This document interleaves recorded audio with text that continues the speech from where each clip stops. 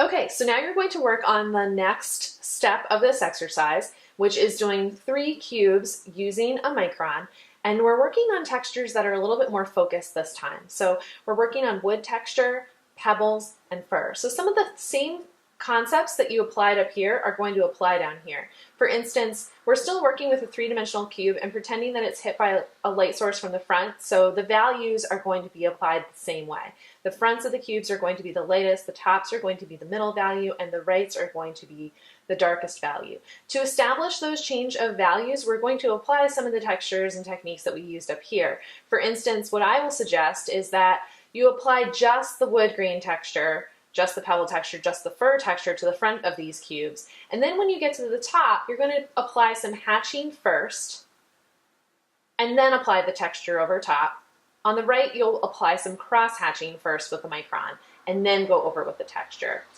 The other thing that you'll have to consider is how the change of direction is going to happen on the top and on the side with the texture. Where this will be just straight up and down, you'll have to consider how wood grain would go back into space. And then the actual textures themselves are really just a repetition of a pattern of strokes. And the variety in the repetition of those strokes is what makes it feel real. You just have to make sure that there's some variety in there. If there isn't variety, if you make it really diligently placed or really planned and particular, then it's not going to look like real wood grain or look like real pebbles or look like real fur. So you kind of have to make sure that your strokes aren't like so perfect that you're doing like such perfect wood grain. You want to make sure that the wood grain has some variations in it so it looks like real wood. And then you want to make sure that you also vary the edges of the cube. So these were printed light gray for you so that you could go into the edges and kind of change them up a bit. So they were just kind of a little practice there, so you didn't have to worry so much about drawing the cube first, that you had the cube already set there. But you should change the edges of the wood, change the edges of the pebble, change the edges of the fur, because that's going to also make it more convincing that this block is actually made out of a piece of wood, that this block is actually covered in pebbles and this one is growing fur. So just keep that in mind. I'm going to demonstrate each cube one at a time, and you'll be able to kind of watch them. I'm going to speed up the video process for that, so just know that it's going so quickly because I sped up the video. And then you should either pause each one in between and go back and do your wood, your pebbles, and your fur, or you can watch them all and then go back, whatever's easiest for you. Just remember that if you want to practice first, these squares of cubes are available for you, or if you mess up, you can always make another one on a square and then adhere it over top on your sheet. When you're done with these 3 textures, you should consider what textures you're planning on using in your project. And then you should practice those on these 3 cubes. Make sure that you list what the texture is up here. And you can use the crow quill pens or you can use the microns here. Just don't do anything that we've already done. You could try something like leaves, or you could try swirly lines, or you could try sequins. It's best if you're looking at something while you're doing these 3. So if you're planning on doing some drapery in your project, you could take a box, cover it with some draped fabric over top, and figure out first kind of what types of lines and what types of patterns of strokes are going to work for that drapery. When you're done with this entire sheet, you should come and you should show me. Before that, if you want to review the rubric for one last time, just remember that your rubric is on this page at the bottom. It tells you the grading scale and each of the objectives which I've gone over. All right, now on to finishing our cubes.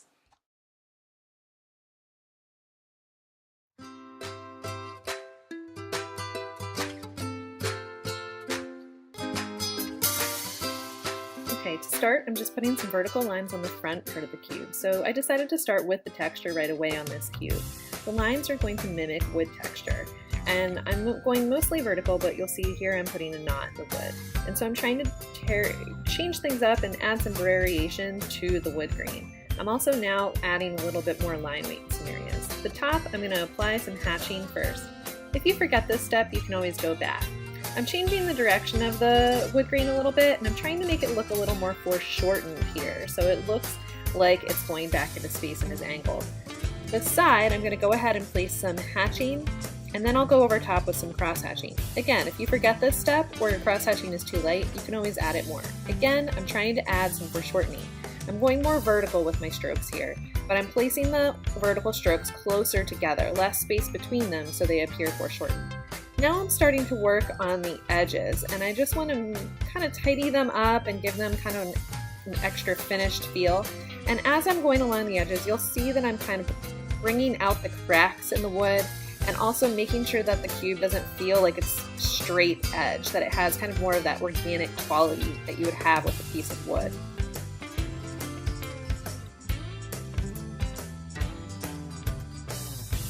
So for the pebbles, I decided to start with the hatching on the top first and establish the values. Now I'm going to do the cross hatching on the side. Again, it really doesn't matter when you do this, and your cross hatching and your hatching don't have to be super perfect. They just have to be pretty consistent in value. Now I'm adding the pebble texture. So I'm just using kind of like organic ovals and circles and kind of like lobby shapes that feel pebble-like, and just vary the size and where you place them. Don't put, too many big ones together, too many small ones together. Change up the size, change up the space a bit, and I'm just going to quickly plot those in. Once they're plotted in, then I'm going to go and kind of fix some areas up, make some lines a little neater. I'm also going to add some contrast to this front side. That's another illusion of depth technique that you can bring into this, is thinking about the side that's closest is going to have higher contrast. Now the hatching that we placed on the top already lowers the contrast of the top, which is further back. Here, again, I'm thinking about the pebbles being more foreshortened. I'm also making them maybe a little bit smaller in comparison to the front side, just to create that illusion of depth.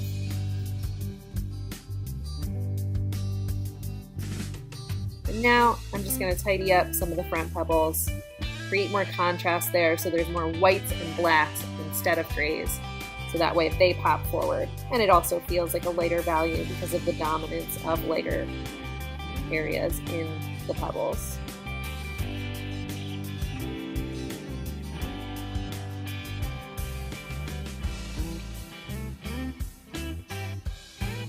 On the right hand side, this is going to be the darkest.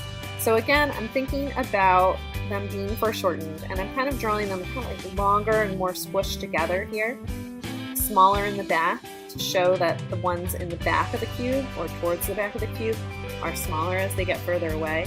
And then I'm going through and adding darker lines and adding some hatching and cross hatching in places. Now I'm tidying up the edges. I want to make the edges feel like each edge of the cube is really made up by these bumpy sides of the pebbles. I want to define the edge between each of the sides of the cube and then the edges around the cube as well. This is just going to make it feel more organic, make the pebbles look more realistic, and just finish it off nicely.